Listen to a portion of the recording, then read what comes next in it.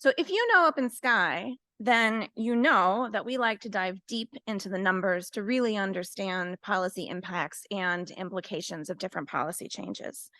So earlier this summer, you might have come across some important numbers from the US Census Bureau talking about how the nation's child poverty rate had more than doubled from 2021 to 2022. What had happened? As we were thinking about these numbers and how to plan for this year's symposium, we were very fortunate to be introduced to the work of Professor Timothy Nelson, a sociologist from Princeton University, who is just launching a new book with his co-authors, Catherine Eden and Luke Schaefer, both also very esteemed sociologists, with their work, The Injustice of Place, Uncovering the Legacy of Poverty in America. And the work that Professor Nelson and his colleagues are doing is about places and the histories of places and what that means for the current state of poverty and what we can do about it. So we're very pleased to share this book with many of you today and invite you to join in this morning's conversation. In our work at OpenSky, we talk a lot about trying to find an abundance mindset. So, because we work so often in policy, we're focused on what are problems and like how do we fix these problems and key challenges that we're trying to grapple with as a state. And certainly Nebraska has many of those. But we also think that it's important to stop and reframe how we think about policy in terms of what are solutions, what are strengths, what are areas of growth and abundance to lean into in terms of opportunities. And we think that there's a lot that we can learn from Professor Nelson's work about key challenges that the country overall is facing with poverty, but also where are the areas of abundance that we have here in Nebraska that we can be leaning into as we're thinking about policy decisions. Sometimes identifying what we're good at gives us a path forward. So this morning, while acknowledging the real and longstanding challenges of poverty in our communities, I hope we can look for solutions. And I think Professor Nelson and our colleagues have a lot to share with us about this. So I would like to welcome Professor Timothy Nelson to the stage.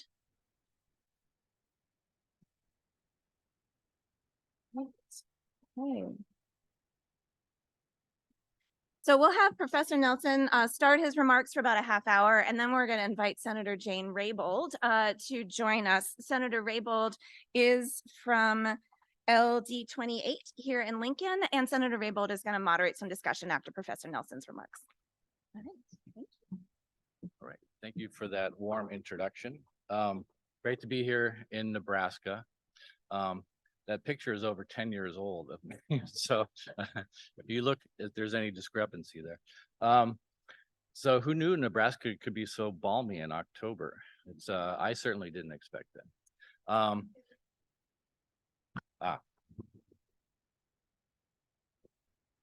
Okay, better? Okay. Well, it's been great the last day or so that I've been able to learn more about OpenSky Policy Institute and more about the situation on the ground in Nebraska, primarily through long drives on Interstate 80 to Omaha and back yesterday, which was a great learning experience. So I'm going to talk to you about the results, some of the results of this book that you have. It does have pictures in the middle, by the way, if you haven't discovered that. But it's a book called The Injustice of Place. And I'll tell you a little bit about the genesis of the research that went into this, highlight a few themes, and then really pivot to what some of these themes might say about the situation in Nebraska. So I'm going to try to advance slides here. See what happens. Where should I be pointing this, by the way? Okay. Oh, there we go. Okay.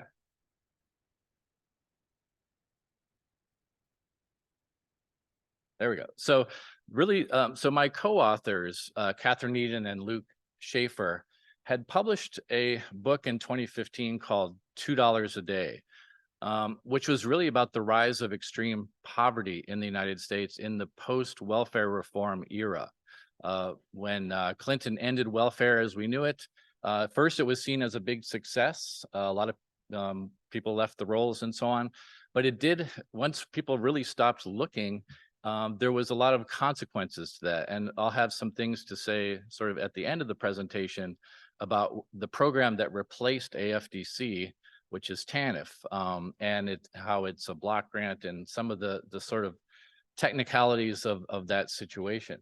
So after that book had been out for a few years, there was a program officer from the Robert Wood Johnson Foundation contacted them and said, "You've talked about America's poorest families. Would you turn your attention to America's poorest or most disadvantaged places? And could you do that with an eye toward health? Because, you know, these are the people who make Band-Aids, right? Johnson and Johnson." So, so they're very health-focused organization. So they said, sure. And we started thinking about that. They roped me into the project. And the first thing that we had to figure out was, how do you, it's about the data, like how do you measure disadvantage in a place-based way? I'm going to try to do this again. There we go. So what we ended up doing was thinking about, when the poverty line was created in the 1960s, there was very thin data infrastructure to really work with. And obviously our data infrastructure has come a long way since then. How could we harness the data that we now have to do a more nuanced understanding of what disadvantage looks like? So we combined the official poverty measure. And by the way, all of these are at the county level and the 500 largest cities in the US. So we have data on that, those units. We wanted to put poverty and deep poverty, which is 50% of the poverty level in there, which is kind of a cyclical measure because poverty goes up and down, with the business cycles and those sorts of things. We also added the health indexes there. There we go. Because poverty, if you're in a spell of poverty, it literally gets in your skin. It gets in your body. So low birth weight actually is a measure of some of the disadvantage that the mother has experienced. And it's also predictive of life outcomes for the child for a low birth weight infant. Life expectancy, which varies quite widely in this country, even, places that are not geographically very far apart, measures sort of the cumulative disadvantages that people experience over their life course. And then we wanted some sort of structural measure of what people are facing in the localities. So economists, that one might work a little bit better. Okay, working too hard up here to do this. So economist Raj Chetty has gotten access to IRS data and has actually calculated a rate of social mobility for every county in the United States. And what it's really measuring is, what chances does a child born in poverty have of achieving middle-class status in their lifetime, or by the age of 30, more technically. And again, that varies quite a bit by county in the United States. So we took these 5 measures, and I'm not a quantitative guy. Luke is the quantitative person on our team. And so what we decided was that there's no obvious way to weight any of these measures. They all seem really important. So used a machine learning technique to just throw these all into an algorithm, and then it spit out, of the 3,618 counties and largest cities in the US, a list from 1 to 3,618 of the most disadvantaged places, and at the other end of the list, which will become important as we talk about Nebraska, the most advantaged places in the United States. So this is the map that it produced. Oh, this works great. Thank you. So some very striking regional patterns once we put this map together. By the way, this map is available if you type theinjusticeofplace.com. Don't do it now, but later. You can direct to this map, and it's actually one of those maps that if you scroll over a county, it will pop up with a lot of statistics and so on for that particular county. So you can see the darker areas are the most disadvantaged places.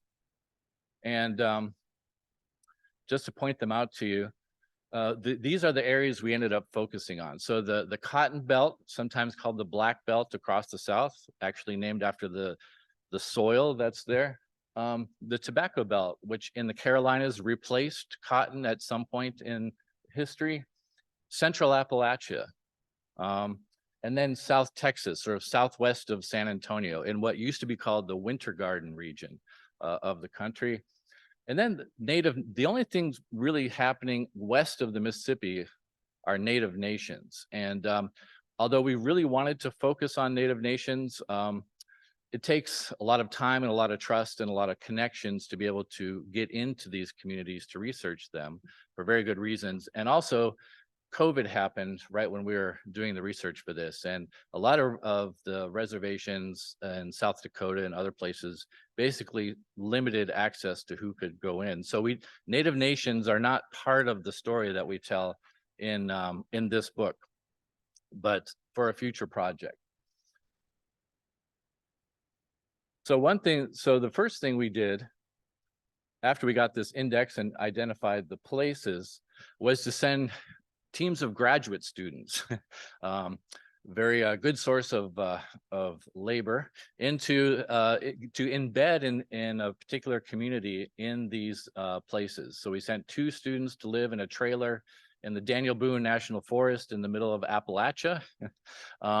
They had a very interesting time there. We had 2 students in Marion County, South Carolina, which is in the tobacco region.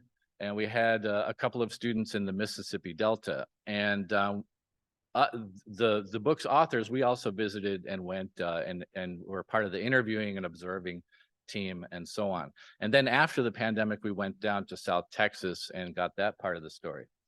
But one of the animating questions, once we identified these areas, was, do these places have anything in common?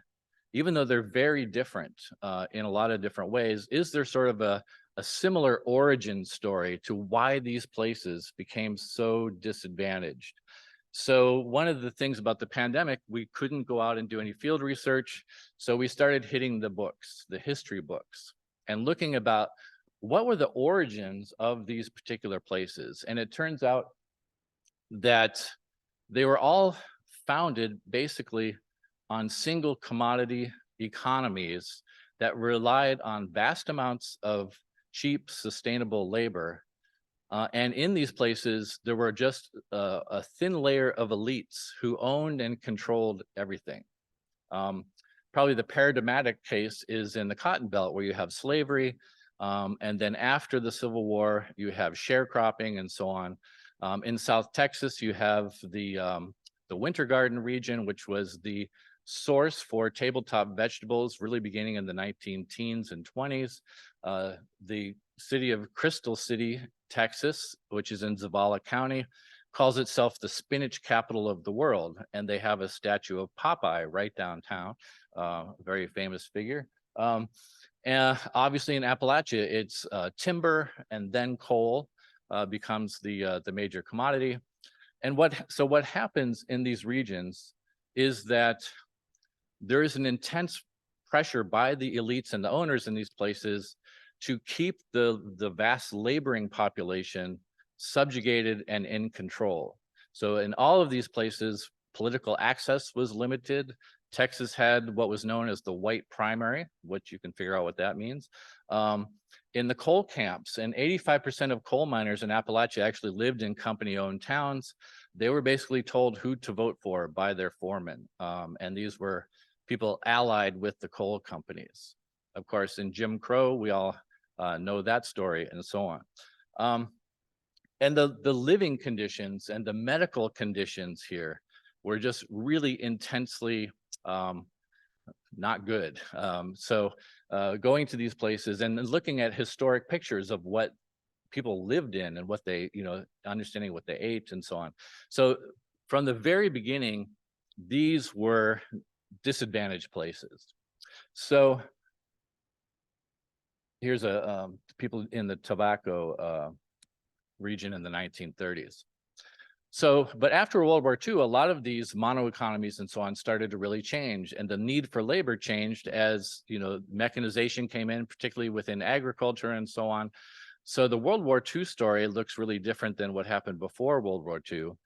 How was it? This was another question that we asked. How was it that the disadvantage which had set early on in these places is reproduced decade after decade so that we still get a map that looks like that? And so the most of the book, each chapter takes a mechanism that we identified that keeps a place disadvantaged. And I have to say, going in, we did not know what we were going to find. All of these things were extremely inductively derived and often very surprising. And I'll just talk about a couple of them today. But first, I'll say that these places, if you're old enough, like I am, to remember the war on poverty, I guess I was really little then, but of the 1960s, these figured very largely into understanding how to wage that war. So Lyndon Johnson, shown here on the front porch of an out-of-work coal miner in Inez, Kentucky, is right in Central Appalachia. And this is where he chose to announce the war on poverty. So there's debates about whether that war was actually won or where we are on that, but in the history, these places figure very largely. All right, so the mechanisms. So I'm just going to talk about a couple of ones that I think might be maybe not corruption. I haven't heard any stories of corruption in Nebraska, but the one loss of social infrastructure, I think, is one that might be more relevant to this audience here. So social infrastructure, you may have heard the term social capital, right? Which is the sort of bonds that people have with each other that allow people to learn about jobs or to get ahead somehow, how resources are exchanged. So social infrastructure are the physical locations where social capital gets built. It's the library, it's the bowling alley, it's the barber shop, it's the little cafe where the retired people go every morning. It's those kind of spaces. And I think what's important about this is we tend to not think about that. We tend to overlook that. And what some of our research shows here is how important social infrastructure is to prevent certain things from happening. And this really was brought home to us when we went to Clay County, Kentucky. Coming, I think. Okay. So Clay County, whose county seat is Manchester. Maybe I'll go back to my old one here. Ooh, there we go. Okay. I guess they just get tired. We need to swap them out here. So this was, unbeknownst to us, it was really the center of the opioid epidemic when we went there. And so people wanted to talk about that. We did interviews with like ordinary folks and also community leaders. And as we talked to them about like what was happening in the community, they had a hypothesis that kept coming up over and over again. And I think that the chapter title here is called "Nothing to Do Here But Drugs," right? So, and at first we, thought, sure, people come up with all kinds of theories about things, but we kept hearing it over and over and over. And we thought, well, maybe there's a way we can check out whether this seems to be the case or not. So, Luke, my co-author, got a hold of some survey data from the government that is conducted on businesses by county. It's not perfect data for various reasons, but it looks at changes over time in a county. So a loss of a business. It doesn't include things like libraries and other things, parks, et cetera. But it's sort of a rough proxy for what we're thinking of as social infrastructure. So we correlated loss of social infrastructure in a county over time with rates of opioid overdose. They're very strongly correlated. They're actually more correlated than unemployment rates, than wage rates and other things.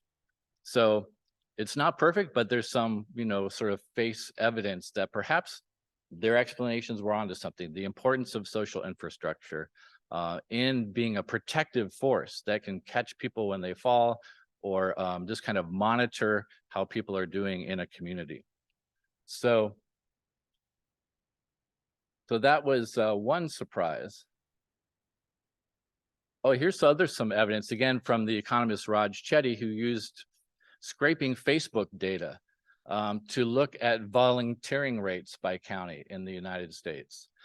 So the blue counties are higher on volunteering per capita. The red areas are lower, and you can see that it maps on to our map pretty closely. I don't know what's going on in Michigan. Like those people, we need to find out what that secret is there about volunteering. But again, not perfect data, but enough to be a little bit convincing.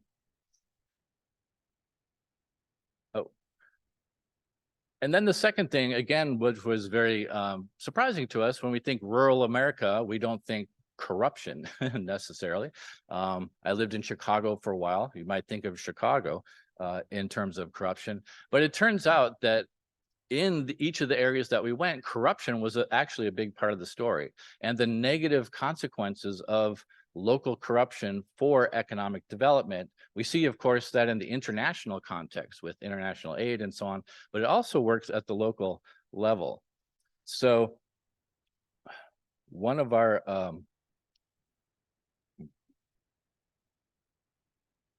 here we go.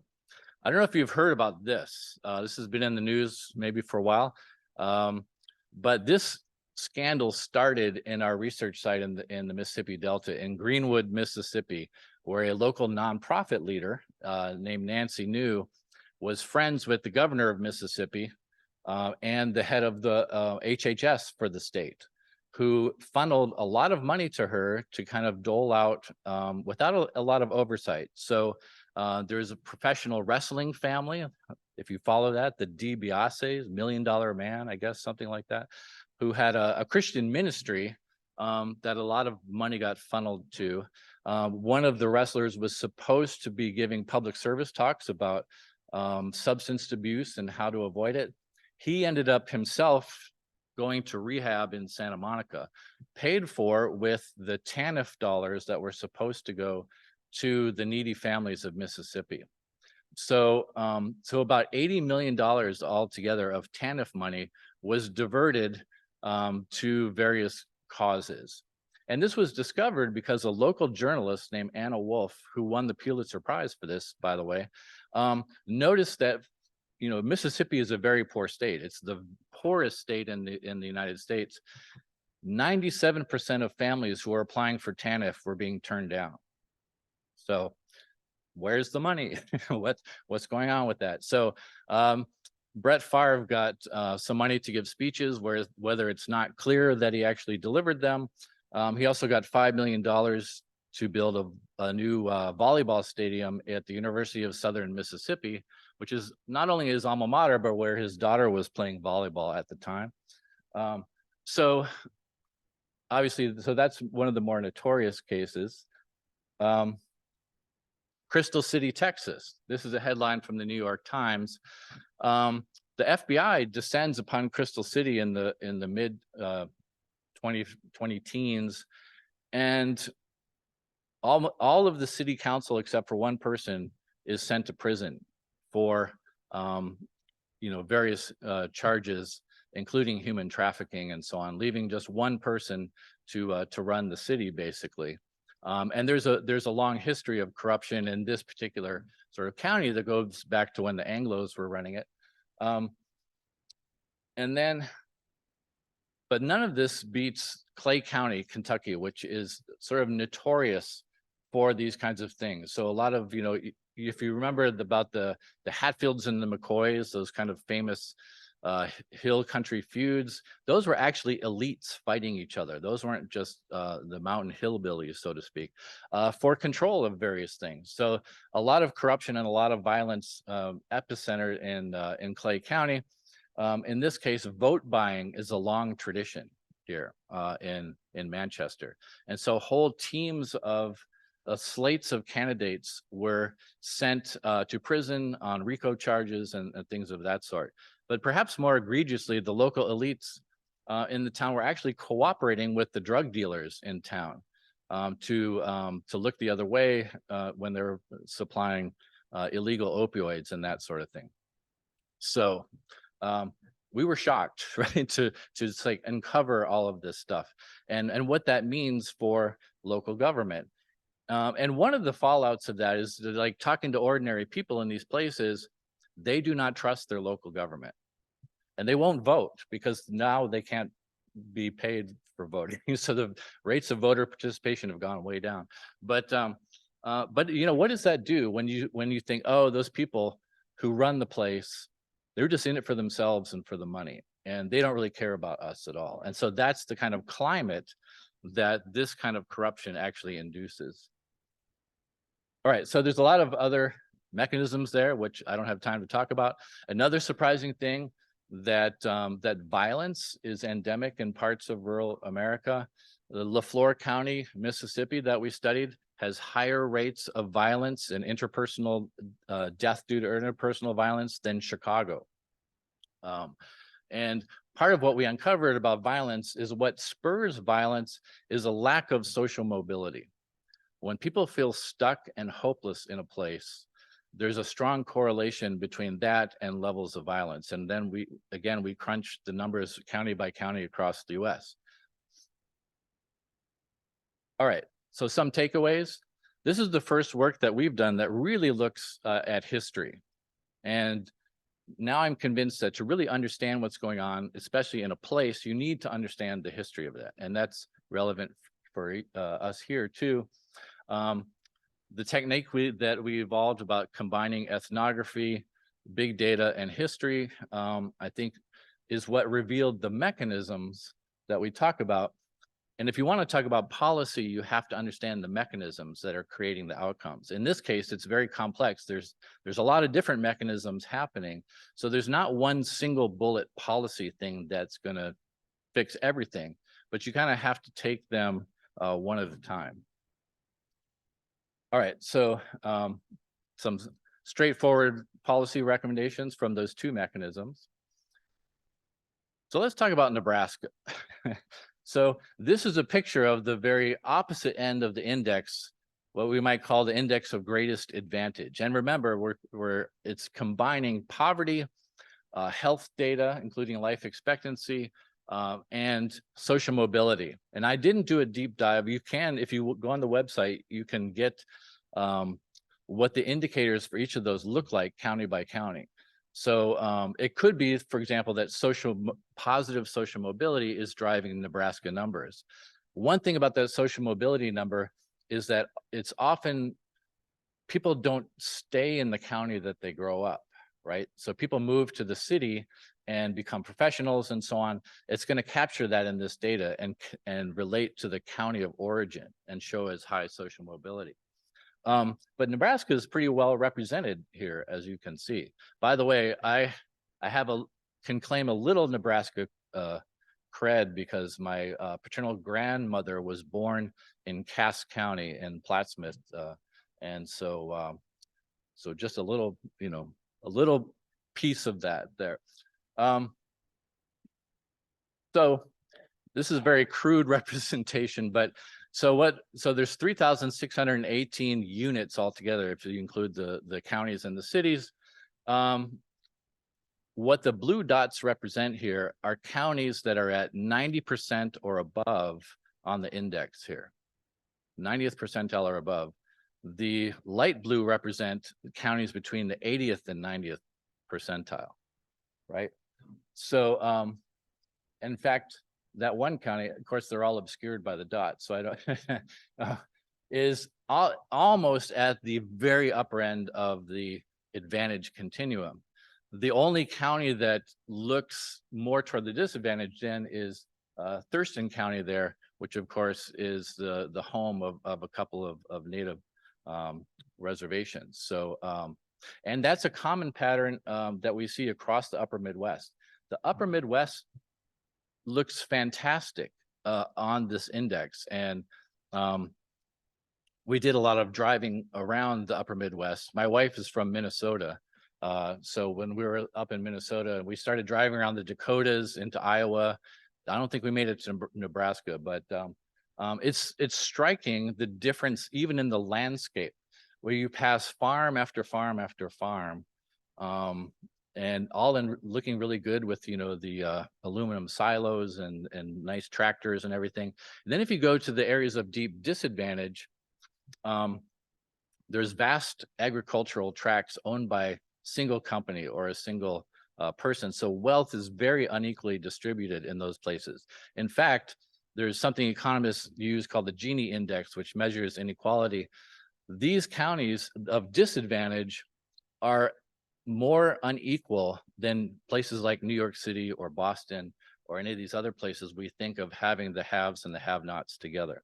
So they're not uniformly desolate. There are people who have money and wealth in these places, but there are very few, and so on. So it's interesting to compare the advantage map with this. This is a map of the poverty level by county. And so there's some interesting mysteries to explore here that show higher levels of poverty, but also very much advantaged on the index. So I didn't have time to go down that rabbit hole too much, but why does Nebraska and the upper Midwest look so advantaged? And I think, again, the lessons from history. There was, I don't think we write about it in the book, but later on we were thinking about, well, how are these states formed? What's the genesis? And of course, the Homestead Act of 1862 is a big part of that story. And so that's a picture of the very first homestead under the Homestead Act, which is in Gage County, Nebraska. And of course, that was a mechanism for distributing wealth very equally among a population.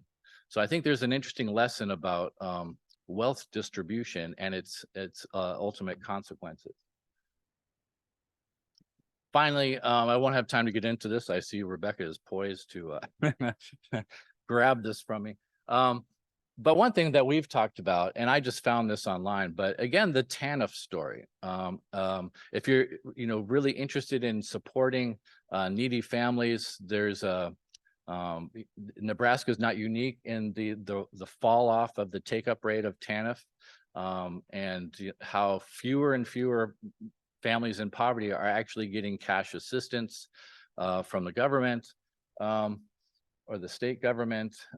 There's Nebraska, I understand, has a surplus and deciding perhaps what to do with it. And I think it's to be creative about how we use those funds. Certainly not to build volleyball stadiums, but to assist families where they need it. And perhaps, one thing that that came out of the book, $2 a Day, Kathy and Luke, my co-authors, and some other people developed some policy positions that really were rolled into the child tax credit that was with us for a brief moment. And some states are actually doing their own sort of child tax credit, sometimes funded with surplus TANF dollars. Yeah, so that's just something I ripped off the web here. And I'll just leave you with that. Yeah, so thanks for listening. I hope you enjoy the book, and I'm happy to take questions first from Senator. Thank you so much, Professor Nelson. All right. We're going to ask Senator Raybould to come up onto the stage now. Thank you so much, Senator Raybould. And we'll have a little bit of time for conversation between the two of you and then shift over to questions from the audience.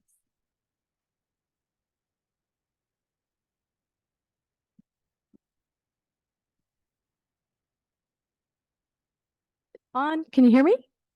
Good morning, everyone. It's really wonderful to be here with you this morning. And also, I just want to thank OpenSky. As a policymaker, we cannot do the work that we do without getting good data. And as a business owner, for me, it's thrilling to get great facts, great data to help guide us in making the great decisions. And I want to thank Professor Nelson, because you need to know the place and the history of the place and how to go forward on making improvements, particularly with poverty. So I get the honor of asking the first question. Contestant, are you ready? Okay, yeah. What types of policies can further help alleviate levels of poverty and provide greater chances for children born into low-income families to shift into that middle class? And what should Nebraska lawmakers be focusing on? Thank you. Yeah, so it was a challenge for me to sort of shift from thinking about the most disadvantaged places to thinking about a place like Nebraska, which, as you can see, is overall very well off and advantaged and so on. So I think one lesson that we learned from the disadvantaged places is that we can assume that if you send money to a place, whether the federal government or whatever, that it will be fairly distributed by the people who are in charge of that. And it's not always the case. So perhaps one way you could do that is to get money right into the pockets of poor families. And the refundable child tax credit was obviously a great way to do that. And I've worked on issues of child support before and things of that sort. These are all sort of ways that money can actually go to where it's most directly sort of needed. The issue of native reservations is actually a really interesting one. As you may have noticed from that map there, some of the most advantaged counties in the country are sitting cheek to jowl with some of the most, and this is a common pattern through the upper Midwest. When we drove through some of the advantaged counties, we also drove through the Rosebud Indian Reservation. We drove through some of the South and North Dakota places, also the Red Lake in Minnesota and so on. And I think just going to these places is a really necessary thing to understand the kind of level of disadvantage that some communities are facing. I don't know if that's a help. Yeah. Yes, I think that answers my question. I know that in the book you talk about the child tax credit, and I know that Senator Daniel Conrad is pushing forward something similar to what other states have done. And I know Senator Elliott Bostar has pushed forward affordable child care tax credits. And have you seen those be effective in some of the communities that you have observed and collected data from? Absolutely. Of course, the need is an ocean, and there are limited resources. But yeah, everything of that kind is greatly welcomed and appreciated by the families who receive that. So one of the things that we're doing in Lincoln, Nebraska, and it's a community health endowment organization, has done Place Matters and really collecting data on the communities or pockets in the city of Lincoln. As a former Lincoln City Council member, that was very helpful in knowing those specific areas where there was an increased amount of poverty, but also had health consequences, which your lifespan was diminished for living in those specific areas. It helped us best target how to use those resources. So going on to my second question, and it's a quote from the book. It says, "The safety net that when strong can catch people when they fall has grown weak." So, you talk a lot about the upper Midwest being surprisingly not disadvantaged with poverty. But however, as you noted, there are still areas of concentrated poverty in our state of Nebraska, particularly in Thurston County, which happens to be the location for the Omaha tribe in Macy, Nebraska. And so I know that wasn't really your part of your research because of the trust factor, but if we focus on the tribal reservations, which are really so impacted by abject poverty, how might the Midwestern states particularly find ways or partner with the federal government to address these really key disparities? Yeah, that's a great question. I won't claim to be an expert in this area.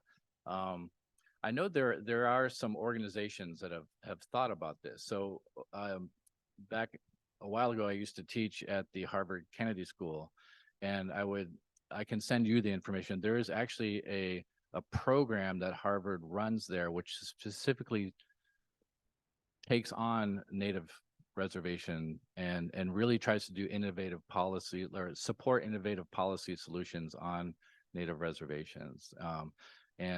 This Harvard has had a special relationship with Native nations from its very founding in whatever year that was. But these are some really experienced folks who really have a knowledge of what's happening on the ground in a lot of these places. And so I guess I would defer to them because one thing, although we, like you said, we weren't able to go to embed researchers in these communities, but Native nations have a really different history than the other places of disadvantage that we saw. They were never kind of used as labor in the way that a lot of the people in the other places were, at least not in the same sort of way. So there's a somewhat different story there.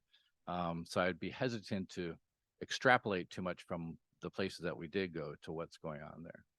Okay, thank you. So I think we would like to open it up to the audience for any questions that you might have. I see a hand in the back.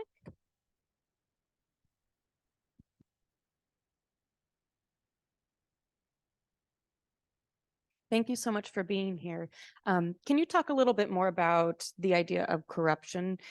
Obviously, illegal behavior would fall under that, but that idea of corruption, are there other elements that fall under that? And also knowing that might be a different area of expertise, are there scholars or research you would suggest digging into to learn more about that piece of it? Yeah, we tried to, like some of the other things you'll see in the book, we tried to like bring surveys or other kinds of data to kind of look at the county level. Corruption is really hard to measure. So we have really poor measures of corruption. Usually our surveys about if people think their local officials are corrupt, which is, if it's really good corruption, they don't know about it, right? So it's hard to catch. So basically you learn about corruption when the FBI comes in or whatever. And there are people who study that. Often it's in the international context rather than a local context, but certainly it is very relevant, as you can see here. So yeah, I wish I had more to say about it.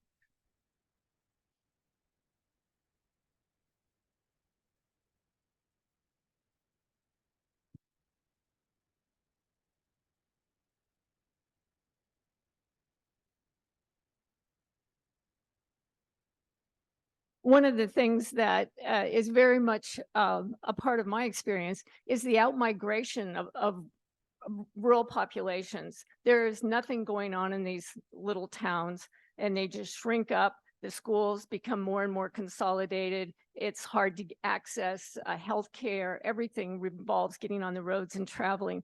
So the effect is that we don't see the poverty there, but there is nothing that's going to pull people back into these communities. So what you do is you see the survivors there. So the net effect is now they just move on. And I think here in Nebraska, that's one of our biggest issues we have in front of us, is how do you balance this out? Yeah, the migration, that's one of the areas we didn't really dive into. Obviously in the areas of deepest disadvantage, there was huge outmigrations from these areas, particularly post-World War II. So in the 1950s, Appalachia lost about a third of its population, really going to places like Detroit and Chicago, Cleveland, and so on. A lot of back and forth kind of migration and that migration was actually even larger than the Great Migration of African Americans out of the South in that time period. So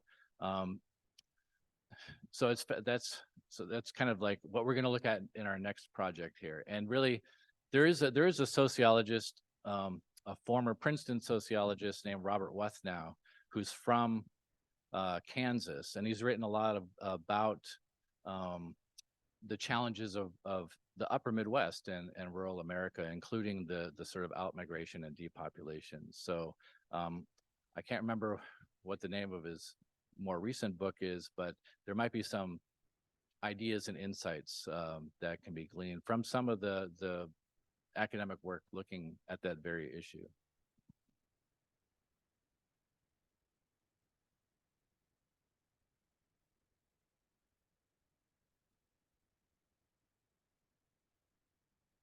I was fascinated to read the first, one of the things that you had listed as an impact on these areas of poverty as separate and highly unequal schools.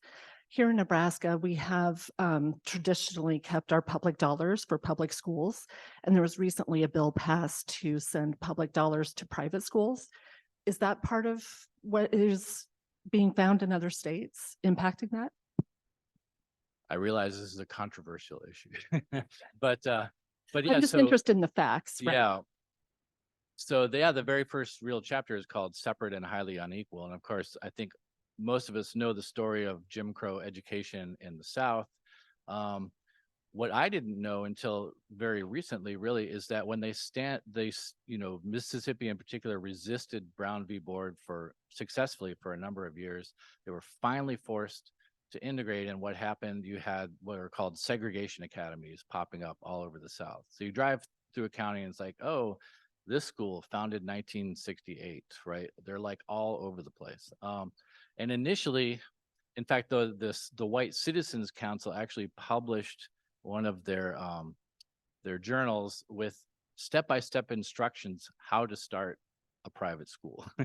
And they assured their readers that the state of Mississippi would pay for it.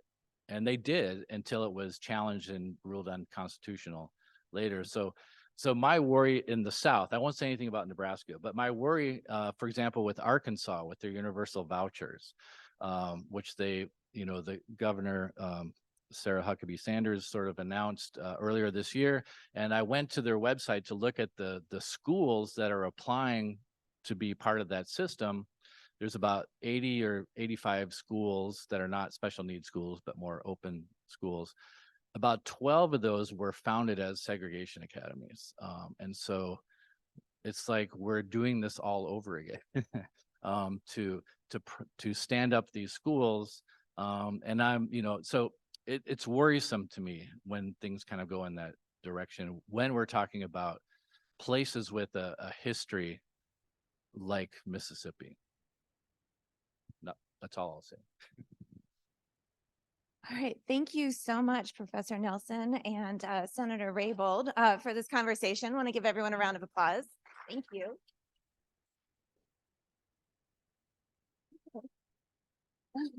I think this conversation touches on a few key things for Nebraska in terms of investing in social infrastructure, opportunities for investing in our rural communities in that way, and in thinking about some tax opportunities through child tax credits that can be used to support families in poverty. So thank you again, and we'll have some more time after the symposium itself. We'll have a book signing over here where you came in if you'd like to visit with Professor Nelson about his research further.